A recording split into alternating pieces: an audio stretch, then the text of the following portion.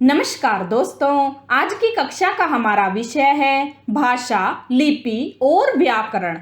आज हम जानेंगे भाषा किसे कहते हैं, भाषा के कितने रूप हैं, लिपि किसे कहते हैं और व्याकरण क्या होता है तथा व्याकरण के अंग कौन से हैं। आइए शुरू करते हैं। भाषा भाषा शब्द संस्कृत के भाष धातु से बना है। इसका अर्थ वाणी को व्यक्त करना है। भाषा मनुष्य की सार्थक व्यक्त वाणी को कहते हैं। इसके द्वारा मनुष्य के भावों, विचारों और भावनाओं को व्यक्त किया जाता है। भाषा के द्वारा मनुष्य अपने भावों और विचारों को दूसरों के सामने प्रकट करता है। भाषा के दो रूप हैं, मौखिक भाषा, लिखित भाषा। मौखिक का अर्थ है मुख से निकली हुई। जब हम बोलकर या सुनकर अपने विचारों को दूसरों के सामने प्रकट करते हैं तो उसे मौखिक भाषा कहते हैं। लिखित भाषा, लिखित का अर्थ है लिखा हुआ। जब हम अपने विचारों को लिखकर दूसरों के सामने प्रकट करते हैं तो वह लिखित भाषा होती है।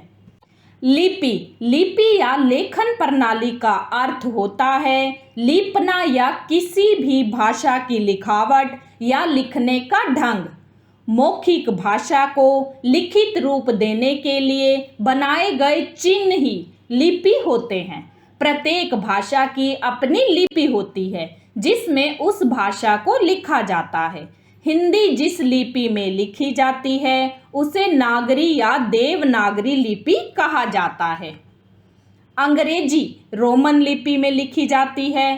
पंजाबी की लिपि है गुरुमुखी। जर्मन की लिपि है रोमन।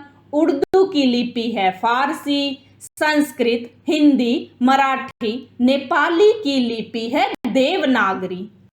अब हम व्याकरण के बारे में जानेंगे। भाषा वर्णों, शब्दों एवं वाक्यों के व्यवस्थित रूप से बनती है। वर्णों, शब्दों एवं वाक्यों की व्यवस्था कैसी होगी, अर्थात किस वर्ण, शब्द अथवा वाक्य का प्रयोग कहाँ और कैसे होगा, इसका ज्ञान व्याकरण कराता है। व्याकरण की परिभाषा। व्याकरण भाषा के शुद्ध रूप का ज्ञान देता है। व्याकरण वह शास्त्र है जिसके नियमों के द्वारा हम बोलना, लिखना तथा पढ़ना सीखते हैं। अर्थात व्याकरण भाषा के नियमों का शुद्ध रूप में प्रयोग व ज्ञान कराने वाला शास्त्र है। व्याकरण के द्वारा ही भाषा को शुद्ध रूप में लिखा व पढ़ा जा सकता है।